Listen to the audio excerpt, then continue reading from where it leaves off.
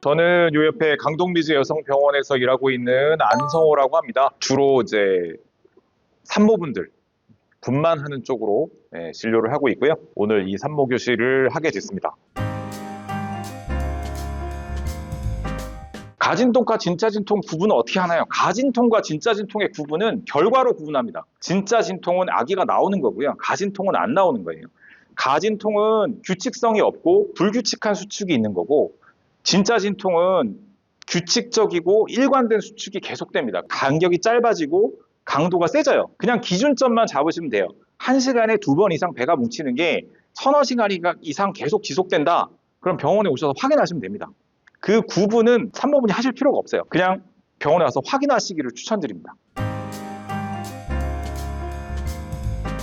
배가 좀 나오신 분들은 좀 주수가 좀 되신 분들이죠. 이제 자궁의 수축이 느껴지실 건데, 산모분들이 제일 많이 헷갈려 하시고 질문하시고 어려워 하시는 게 이 부분이라 질문을 이게 제일 많은데요. 사실은 이제 이 원리를 좀 이해를 하시면, 이유를 이해를 하시면 이 질문에 대한 답이 이해가 되실 거예요. 자궁은 우리 뱃속에 있는 장기 중에, 그러니까 심장을 제외하고요, 이 흉곽을 제외하고 뱃속, 복강이죠. 복강 안에 있는 장기 중에 남녀 통틀어서 근육이 가장 두꺼운 장기예요. 임신 안 했을 때, 평소에 그냥 쟀을 때도 한쪽 면의 두께가 2cm 정도 돼요. 두께가 2cm 정도 되는 근육이거든요. 전부 근육으로 이루어져 있어요. 그래서 근육이 가지고 있는 특성을 가장 잘 보여주는 장기가 자궁입니다. 근육의 특성이, 가장 큰 특성이 뭐냐? 심장하고 똑같거든요. 심장 똑같은데 늘어나면 반대로 가려고 하는 속성이 있어요. 그러니까 근육은 당겨지면 수축을 하죠. 이게 자연스러운 거예요. 그러니까 산모분들이 임신 초반에 잘 모르시는데요. 자궁 안에 500원짜리 동전 크기만한 아기집이 생겨도 자궁은 수축을 합니다. 근데 그걸 못 느끼는 거예요. 그게 자궁이 점점 커지고 아기가 조금 커지면 태동이 느껴지면서 자궁이 수축하는 것도 같이 느껴져요. 수축 자체는 무지무지하게 자연스러워요. 자연스러운데 우리가 걱정하는 수축은 그 수축을 통해서 아기를 낳을까 싶어서 걱정하는 거거든요. 진통을 통해서, 그러니까 자궁 수축을 통해서 아기를 낳을 수 있다는 사실이 확실하기 때문에 수축이 있으면 그걸 걱정하시는 건 맞는데, 수축의 강도에 대해서는 그렇게 신경 쓰실 필요가 없어요. 수축은 횟수가 중요해요. 자궁이 이렇게 수축해서 한번 꽉 수축을 하잖아요. 수축을 하면 그걸 통해서 아기가 나오지 않아요. 아기 낳을 때, 배가 아플 때 병원에 가셔야 되는 게 10분 간격의 진통이 오면 준비해서 5분 간격 되면 병원 오세요. 이런 말들을 들으시잖아요. 보통 그렇게 얘기하거든요. 10분 간격이면 1시간에 6번 아픈 거예요. 그러면 24시간으로 통치하면 한 144번 자궁 진통이 있는 거거든요.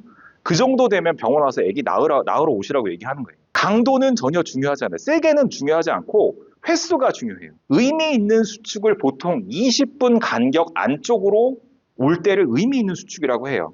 그러니까 20분 간격 안쪽으로 들어오면 그 수축을 통해서 아기가 안에 있는, 자궁 안에 있는 내용물이 나올 수 있다는 거죠. 20분 간격이면 3번이거든요, 1시간에. 1시간에 3번이면 24시간 진통을 한다 치면 한 70몇 번 정도 되겠죠. 그 정도 빈도로 된다고 판단이 되시면 병원에 오셔야 돼요. 주수와 상관없이. 즉, 조기 진통 조사는 어느 지점, 어느 주수에 도달하기 이전에 그 정도 수축이 와서 아기가 나오는 형태를 말하는 거거든요. 그냥 러프하게 생각하시면 돼요. 1시간에 2번이면 하루에 50번 정도 돼요. 48번이니까. 예를 들어서 오늘 밤에 집에 갔는데 갑자기 수축이 있어. 근데 1시간에 2번씩 있는데 그게 서너 시간 이상 계속 지속된다라고 생각되시면 병원에 오시면 돼요. 그럼 병원에 오셔서 확인을 하셔야 돼요. 1시간에 10번 수축이 막 있었어요. 밤에 새벽 3시에 10번 수축이 있네? 병원에 가야 되겠다 라고 생각해서 벌떡 일어나서 차를 딱 탔는데 괜찮아졌어요.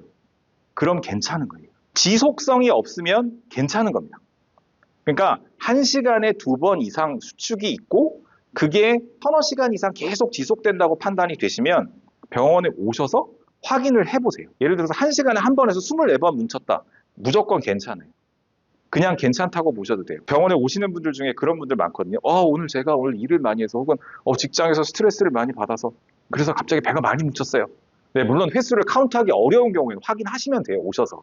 그런데 실제로 그렇다고 해도 대부분 문제가 없어요. 다른 여러 가지 자극에 의해서 수축이 생길 수 있습니다. 이렇게 가만히 걸어 다니다가도 수축이 오죠.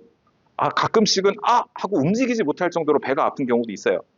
당연히 괜찮아요. 그렇게 세게 뭉치는 거 문제가 아니고 횟수가 많은 게 중요해요. 횟수가 많으면 오셔서 확인하시면 돼요. 그렇지 않고 가다가 하는 거 잠깐 쉬시면 돼요. 그리고 가셔 괜찮으면 돼요. 안 괜찮으면 여러 번 뭉치면 그러다 계속 그렇게 되면 그때 병원에 오셔야 되는 거죠. 카운트를 생각해 보시면 돼요. 1시간에 2번이에요. 산모분한테 어떤 특정 손상이나 어떤 것들을 일으키지는 않습니다. 등 쪽이라고 보시면 되겠죠? 이게 뼈를 찌르는 게 아니라 뼈 사이로 이렇게 지나가는 겁니다. 카테타를 이렇게 넣고 여기다가 약을 주는 거죠. 그러니까 신경을 찌르지 않아요. 신경 위에 약물을 놓고 오는 거고 일정 시간이 지나면 약물이 흡수돼서 없어지는 거예요. 마취가 되면 이렇게 움직이지 못할 거라고 생각하시는데 그렇지 않고 그 정도의 약물을 쓰는 게 아니고 통증만 없어지는 거예요. 감각만 없어지고 운동신경은 남아있어요. 그래서 희한하게도 안 아픈데 움직일 수 있는 그런 상황이 됩니다. 한 20년 전쯤만 해도 무통 이 시술이 분만 진행을 늦춘다는 이야기들이 있었어요. 10시간에 진행될 게 이렇게 하면 14시간 걸려. 이렇게 얘기하시는 산부인과 선생님들이 계셨는데 그거는 아닌 것으로 이미 증명이 끝났거든요. 그러니까 무통이 시술이 분만 진행을 방해하지 않는다는 게 일반적인 이야기입니다. 그래서 무통은 하실 수 있는 병원에 가시는 게 좋고 하시면 좋아요. 이건 안 아프게 아기를 낳을 수 있는 좋은 방법이죠. 이게 안타까운 게 무통에 대해서 너무 기대치가 높으신 경우가 많아서 무통을 하잖아요. 그러면 어떤 방식으로 생각하시면 되냐면 머리 아플 때 두통약 먹는 거로 생각하시면 돼요. 타이레놀 머리 아플 때 딱 먹었는데 어떤 때는 깔끔하게 안 아프잖아요. 근데 어떤 때는 먹었는데도 영 그런 경우가 있죠. 얘도 마찬가지예요. 그래서 무통약을 딱 줬는데 어떤 분은 나 정말 안 아파요. 계속 주세요. 근데 반면 어떤 분은 했는데 효과가 별로 없는 그런 분도 있습니다. 그거는 정말로 좀 케이스 바이 케이스인 것 같아요. 물론 마취과 선생님이 하십니다.